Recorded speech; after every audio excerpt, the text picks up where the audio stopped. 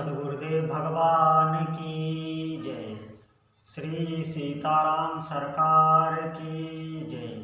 श्री राधा रमण लाल की जय। श्री गौरी शंकर महादेव की जय। सभी दर्शकों और भक्तों को कोटि कोटि प्रणाम।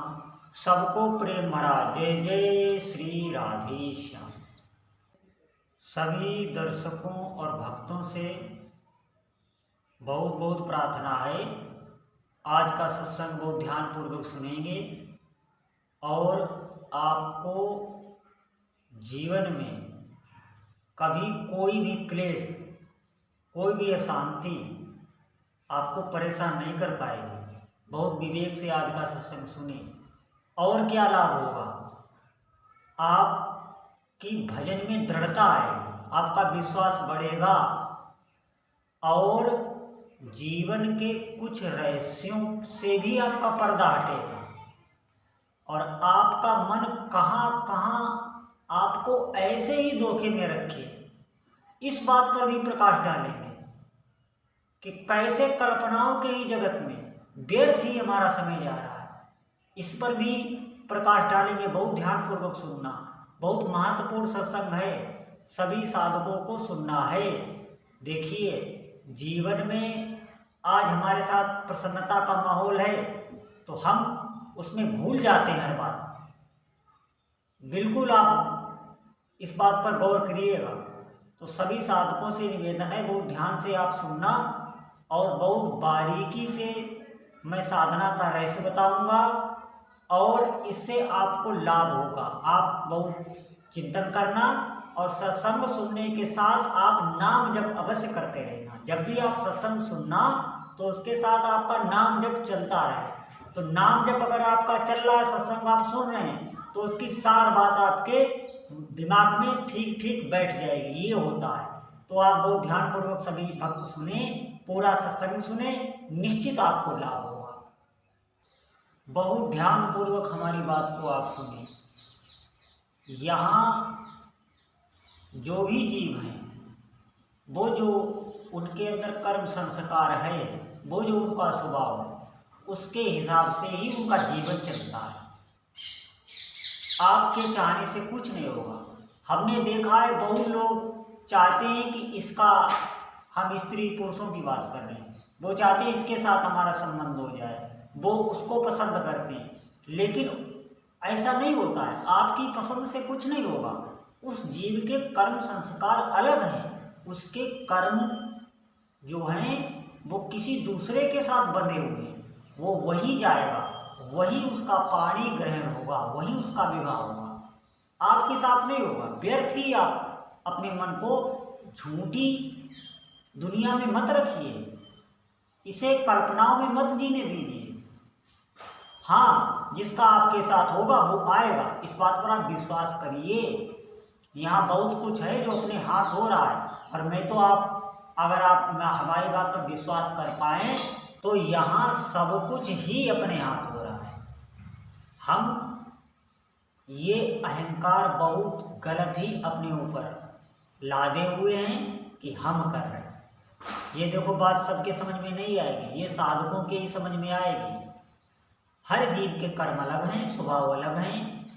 आप झूठी कल्पनाओं में अपने को मत जिलाइए। ये संसार किसी के अधीन है। मैं बार बार कह रहा हूं, पशु पक्षी पर तक शासन है किसी का। जैसे तुम्हारे देश में एक कानून है, ऐसे ही ब्रह्मांड भी एक कानून से चल रहा है। निश्चित मानिए, आपका शरीर भी किसी के अधीन है और इसको भी आपको छोड़ना पड़ेगा जबरदस्ती। कोई रोक नहीं सकता, कोई बचा नहीं सकता। हाँ, एक मार्ग है कि आप भगवान के भजन में लग जाएं। आप अपने जीवन का लक्ष्य बना लें कि मुझे भजन करना है। देखिए, हमारे भीतर भी एक संसार है। आप देखना, हर व्यक्ति कुछ ना कुछ सोचता रहता है, कुछ ना कुछ। बिल्कुल एक पल भी खाली नहीं रहता। किसी भी जीव को देख लेना, किसी भी व्यक्ति को आप देख लेना, उसके अंदर कुछ ना कुछ चलता ही रहता है, हर वक्त चलता रहता है।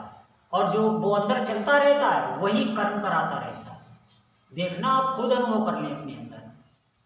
इसी को संसार कहते हैं, इसी से जीव इधर उधर भटकते हैं। ये आप आवागमन देख रहे हैं, कोई कहीं जा रहा है, कोई कहीं जा रहा है, कोई आ रहा है, कोई जा रहा है, ये सब वही करा रहा है जो भीतर चलता रहता है। वो चलना अगर बंद हो जाए, बहुत गूढ़ बात बता रहा हूँ, सभी साधक बहुत ध्यान से सुने, ये जो संकल्प विकल्प है ये बंद हो जाए, बस ब्रेक लग जाए, वहीं से ब्रेक लग जाता है जीव का। अब उसकी दुर्गति नहीं होगी। ये बंद कब होता है?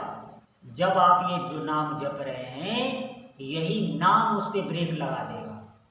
ये नाम, फिर नाम चलने लगेगा, और नाम किसका है? आपके इष्ट देव का है। फिर आपका आपके इष्ट देव से संबंध हो जाएगा। वो पराशक्ति है, वो पूरे ब्रह्मांड पर शासन करने वाली है। आपका जो अंदर का चिंतन है वो उधर लग गया तो आप वही हो जाएंगे। ध्यान रखना, कोई भी जगत का क्लेश आपको परेशान नहीं कर सकता, कोई भी दुख आपको दुखी नहीं कर सकता। क्यों? क्योंकि उस नाम ने उस चिंतन को इष्ट देव से जोड़ दिया। इसीलिए मैं बार बार कहता हूं नाम जपने के लिए। ये नाम जब आप ज्यादा जपेंगे तो चिंतन भी अपने इष्ट देव का होने लगेगा। ये जो संसार के कर्मों में फंसना पड़ता है ये बंद हो जाएगा। फंसना ही पड़ता है, मेरी बात मानिए। देखिए, मेरी बातों को आप सुनकर कभी भी भय ना करना, घबराना नहीं प्यारे, मेरी बात मानिए। मैं कोई ऐसा सिद्ध नहीं हूँ, ऐसा कोई मुझे ऐसा ना समझना, मैं आपके मित्र जैसा हूँ, आप ऐसे समझें। मेरी बातों को आप बिल्कुल सुनकर भयभीत ना होना कि मेरा संसार छूट जाएगा, मेरा सब बर्बाद हो जाएगा। नहीं, आप आबाद हो जाएंगे, बर्बाद नहीं होंगे, आप आबाद हो जाएंगे। निश्चित मानिए, आप इस चकाचौंध जीवन की ये चकाचौंध है, इसमें बिल्कुल नहीं फंसेंगे और आपको अपने इष्ट देव की प्राप्ति होगी।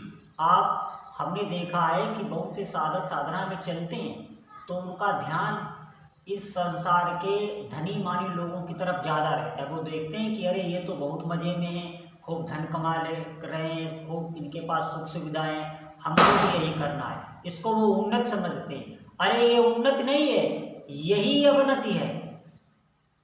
आप क्या समझते हैं? भगवान के भजन में, भगवान के जप में कोई साधारण व्यक्ति चल पाता है?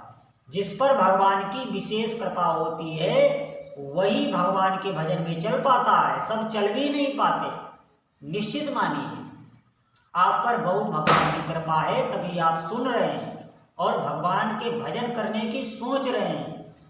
मैं एक बात आपको बता दूं, भगवान का मुझे भजन करना है ऐसा निश्चय करना भी बहुत भाग्यशाली लोग निश्चय कर पाते हैं। बहुत भाग्यशाली लोग होते हैं जो ऐसा निश्चय कर पाते हैं कि मुझे भगवान का भजन करना है। तो सभी साधकों से मेरा यही प्रार्थना है कि आप भजन को पकड़ें। ये संसार बहुत भयावह है, यहाँ आप झूठे में अपने को मत रखिए, आप कल्पनाओं में मत बहिए, आगे की सोच सोच के, आप भोगों को सोच सोच के हर्ष मत अपने अंदर करिए। कुछ नहीं होता, कुछ भी नहीं होता। बिल्कुल दुख ही दुख है, अशांति अशांत है, पीड़ा ही पीड़ा है। मैंने देखा है, पैसा धन बढ़ने से कुछ नहीं मिलता, अंदर की शांति धन से कभी नहीं आती और आ भी नहीं सकती। भोग भोगने से कभी सुख नहीं मिलता और किसी को नहीं मिला आज तक। मैंने देखा है अंदर से वो क्लेशित ही हैं, दुखी ही हैं। तो आप कभी भ्रम में ना रहें और जो भी जीवन में आपके खुशी आए, जो भी जीवन में मंगल विधान आए, उसको आप अपने इष्ट देव को समर्पित करते हैं कि हे प्रभु, आपकी कृपा करुणा से ही ये मुझे प्रसन्नता मिल रही, आप ही सुख दे रहे हैं तब मुझे सुख मिल रहा है। आप हर बात उन्हीं पर आरोपित करते रहें, धीरे धीरे जीवन आपका ऊंचाइयों पर चढ़ता चला जाएगा। सभी साधकों पर, नहीं तो पछताना पड़ेगा। मेरी बात आप मानिए, मैं कोई ऐसे नहीं बोल रहा हूँ, ये जीवन का अनुभव मैं बता रहा हूँ आपको। कहीं भी आपको शांति नहीं मिल सकती अगर आपका भजन नहीं कर रहे हैं, भगवान का भजन नहीं कर रहे हैं, उनको आपने जीवन का लक्ष्य नहीं बनाया तो शांति मिलना बहुत कठिन है। और भगवान के भजन में लगना भी कोई सरल बात नहीं है, आप इसे इतना आसान मत समझें। आप देखना, आप नाम जब आरंभ करें तो देखना आपका मन ही आपको उठाने लगता है, आपका मन ही आपको भगाने लगता है। ऐसा क्यों होता है? क्योंकि वो जो कर्म है वो नहीं करने देंगे भजन। और अगर आप थोड़ी देर कर लेंगे, आप देखना आप 10-20 मिनट तक बैठ जाओ, नाम जप करने लगो, नाम जप आपको शीतलता देने लगेगा, नाम जप आपको शांति देने लगेगा, आपके मन में अच्छे अच्छे संकल्प आने लगेंगे, अच्छे अच्छे विचार आने लगेंगे। तो मेरा सभी साधकों से अनुरोध है, कृपया इस बात पर बहुत ध्यान दें।